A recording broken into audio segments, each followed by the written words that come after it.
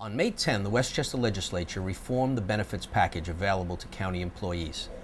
The reforms will save millions of tax dollars by first replacing the current free health care benefit with a requirement that all county elected officials and non-union employees pay a percentage of their insurance premium.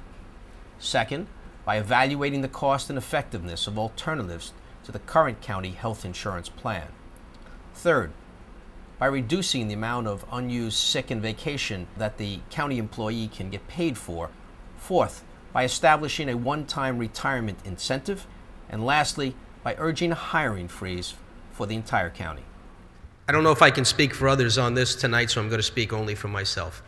As you recall, I had great concerns about asking our county employees to make any contribution at all to health care costs, because the employees here who are being affected by this have not had a raise in over 3 years.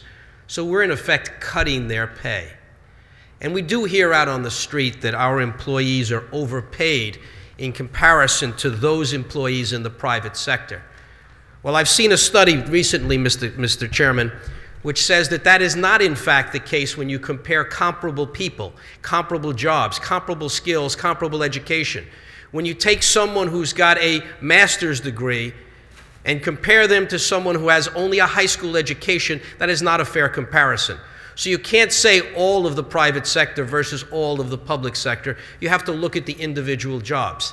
And when a study was done nationwide, lo and behold, it was found that when you do compare comparable employees with comparable jobs and comparable skills, government workers, when you add all of their compensation together, that's salary, that's benefits, that's retirement, government workers are actually 10% lower than the private sector. And it's not just in other parts of the country, it's in New York as well. The number is something like 7, 8, or 9%. I don't have the study in front of me. But depending on what sector you look at, if you look at people with comparable skills, comparable requirements, government workers are paid less.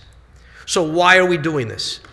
Well, Mr. Chairman, when we're in times of trouble, we turn to government workers to help. And that's what I think we're doing here. When there's a crisis, government comes through. It's not private sector. It's the private sector that put us into this mess in the first place. It was speculation. It was greedy people trying to make money. It wasn't government employees who were getting paid health care that brought the economy down. But we're in a tough time. Taxes are tight. They're not coming in as we'd like them to come in. Our sales tax is down, our economy's in trouble, our community's in trouble. So once again, when the community's in trouble, it's government workers that come forward and make their contribution. And that, Mr. Chairman, is why I'm voting for this tonight, so that the county employees will make a contribution to their own health care costs, and hopefully when times are better, we'll be able to look back and say, okay, while the private sector is now getting paid more, we'll be able to compensate you appropriately. But these are tough times. They haven't had a raise for a while. I'm expecting they're not going to have a raise in the near future, and they're going to have to contribute some more, which is in effect a pay cut. But Mr. Chairman, now is the time we have to do these things, and so I'm going to vote yes.